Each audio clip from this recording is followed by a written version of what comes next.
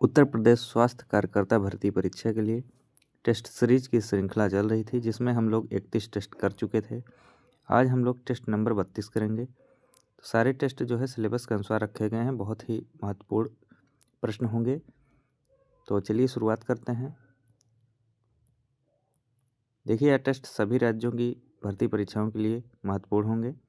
आप जैसे कि राजस्थान एनएम भर्ती परीक्षा, उसके बाद दिल्ली में आती हैं वैकेंसीज, वहाँ के लिए भी, उत्तर प्रदेश, बिहार, झारखंड, मध्य प्रदेश, अन्य राज्यों के लिए भी उपयोगी हैं। ठीक है, तो चलिए शुरुआत करते हैं। प्रश्न की तरफ चलते हैं। प्रश्न कह रहा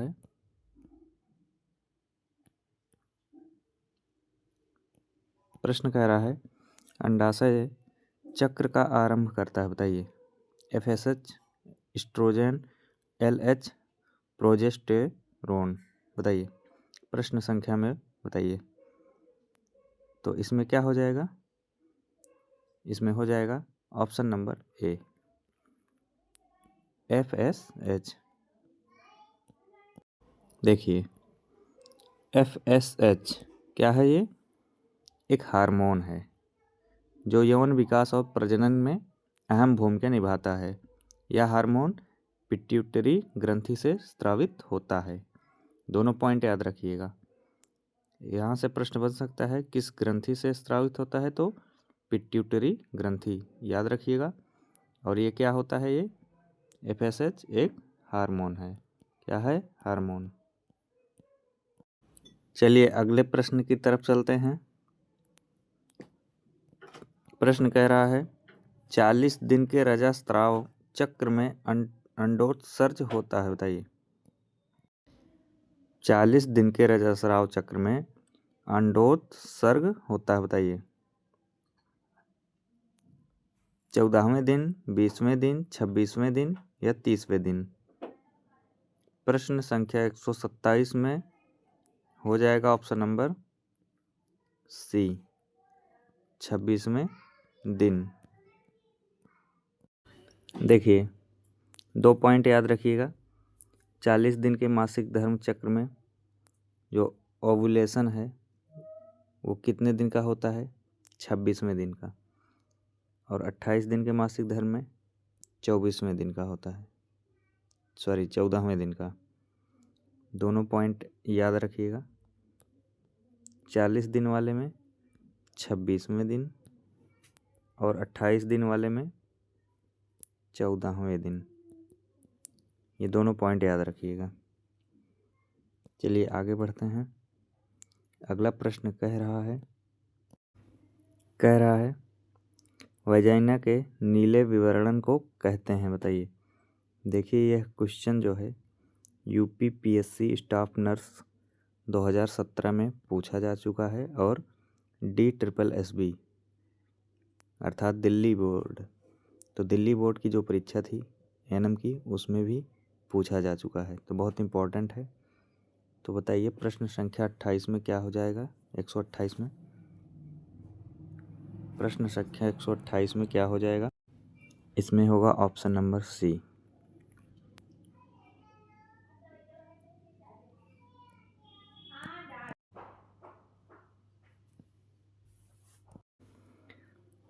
वजाइना, गर्भाशय ग्रीवा और लेविया का नीला या बैंगनी रंग होना चैडविक संकेत कहलाता है। यह गर्भावस्था का एक संभावित प्रारंभिक संकेत है। आगे बढ़ते हैं। अगला प्रश्न कह रहा है नियमित लयबद्ध आकुंचन द्विहस्त परीक्षण के समय महसूस किए जा सकते हैं, उन्हें क्या कहते हैं? प्रश्न संख्या 129, बताइए। इसमें हो जाएगा ऑप्शन नंबर ए, पामर संकेत। ठीक, देखते हैं। द्विहस्त परीक्षण के दौरान महसूस होने वाले नियमित लयबद्ध संकुचन को क्या कहते हैं? पामर का संकेत कहते हैं। इसे गर्भावस्था के 4 से 8 सप्ताह में ही पहचाना जा सकता है। आगे बढ़ते हैं। अगला प्रश्न कह रहा है जन्म के बाद शिशु का सामान्य हृदय किस सीमा के बीच में रहता है बताइए। ए कह रहा है 100 से 180, बी कह रहा है 130 से 170, सी कह रहा है 120 से 160, डी कह रहा है 100 से 130। प्रश्न संख्या 130 में बताइए आप लोग। इसमें हो जाएगा ऑप्शन नंबर सी 120 से 160। ये पॉइंट याद रखिएगा आप लोग।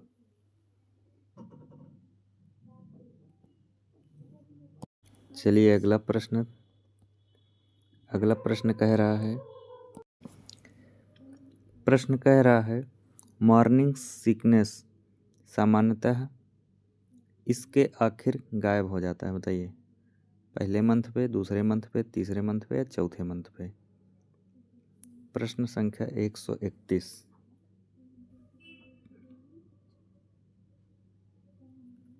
टाइपिंग मिस्टेक है, मॉर्निंग सिकनेस है ये, ठीक। तो प्रश्न संख्या 131 में हो जाएगा ऑप्शन नंबर सी।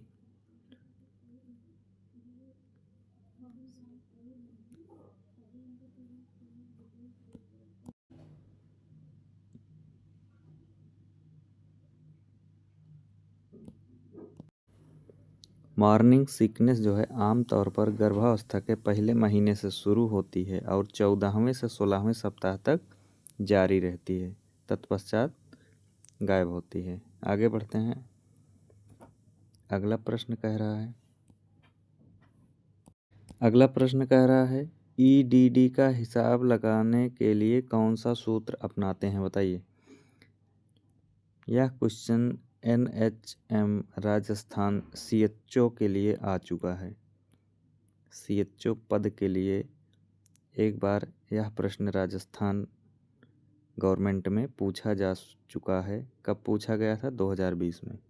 तो बताइए ईडीडी का हिसाब लगाने के लिए कौन सा सूत्र अपनाते हैं।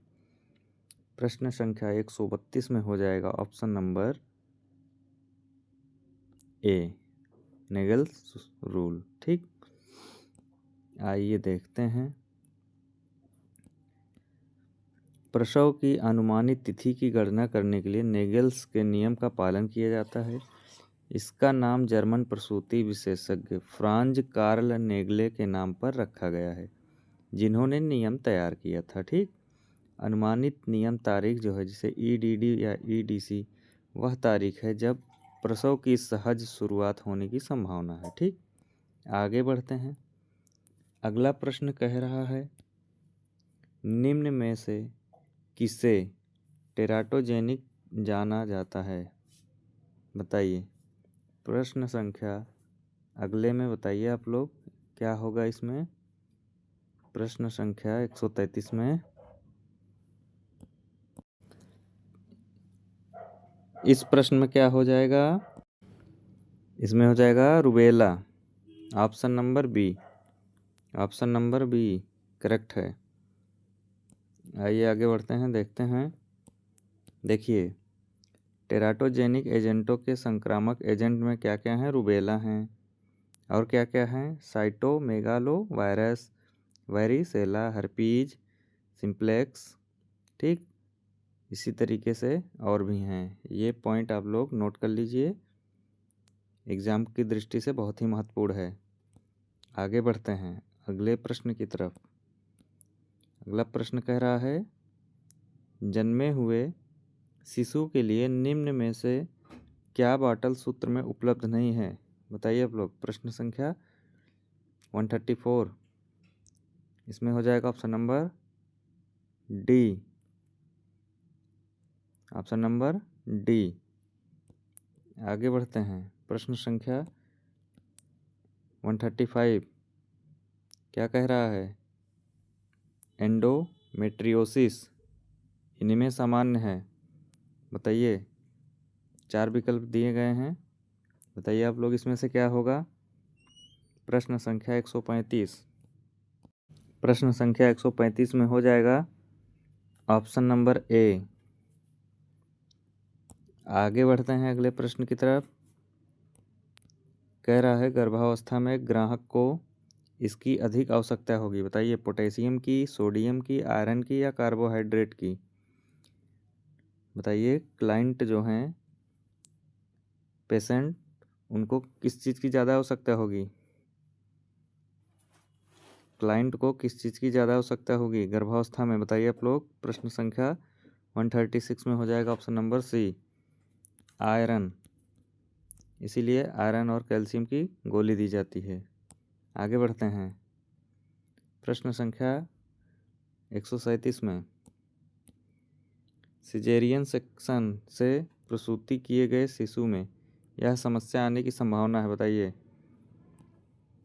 तो इसमें क्या हो जाएगा? प्रश्न संख्या 137 में श्वसन संकट, ऑप्शन नंबर ए सही हो जाएगा। आगे बढ़ते हैं।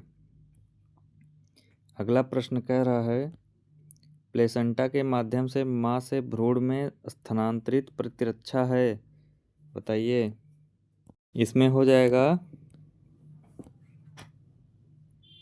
सक्रिय नैसर्गिक प्रतिरक्षा, निष्क्रिय कृत्रिम प्रतिरक्षा, और अगला है निष्क्रिय नैसर्गिक प्रतिरक्षा। अगला ऑप्शन सक्रिय कृत्रिम प्रतिरक्षा। बताइए, प्रश्न संख्या 138 में क्या हो जाएगा? Option number C. अगला क्वेश्चन कह रहा है, पहले तिमाही मॉर्निंग सिकनेस को इस तरह से निपटा जा सकता है? बताइए। जब तक ये मतली हो जाएगा, कम ना हो और कुछ खाने से, सोने से पहले वसा खाने से, सोने से पहले भारी भोजन खाने से, सोने से पहले प्रोटीन खाने से। प्रोटीन। बताइए आप लोग। प्रश्न संख्या 139, इसमें हो जाएगा ऑप्शन नंबर डी। आगे बढ़ते हैं। 140 कह रहा है, प्रश्न संख्या 140, एक्लम्प्सिया के लिए दवाई है? बताइए, किसके लिए? MgSO4, प्रोस्टोडीन, टिमोलोल या बीटा एड्रेनर्जिक ब्लॉकर? बताइए। प्रश्न संख्या 140 में हो जाएगा MgSO4। अगला प्रश्न है, एक कोश की जीवाणु हैं? बताइए, बैक्टीरिया, फफूंद, यीस्ट या उपर्युक्त सभी? एक कोश की जीवाणु पूछा है, तो एक कोश की जीवाणु कौन सा हो जाएगा? बैक्टीरिया। बैक्टीरिया क्या है? एक कोश की जीवाणु है।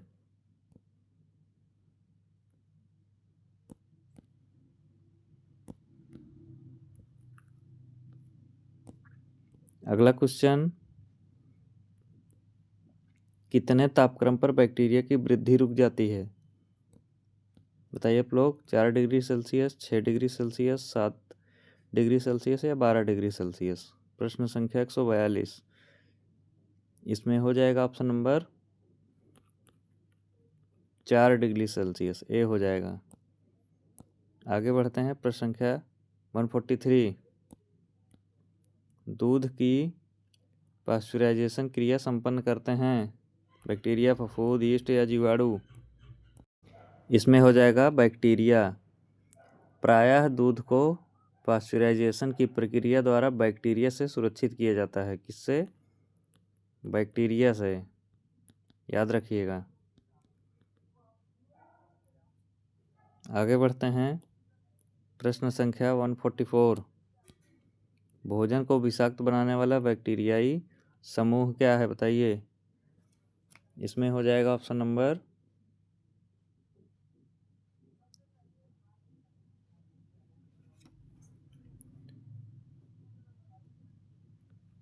बी हो जाएगा।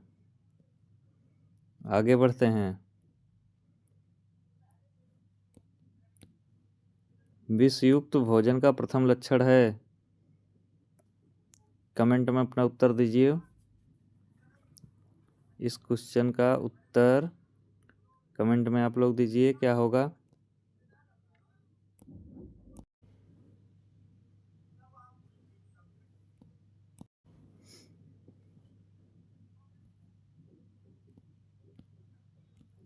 बावन 72 पद के लिए टेस्ट सीरीज 32 हम लोग कर चुके हैं। अगला हम लोग 33 नंबर करेंगे।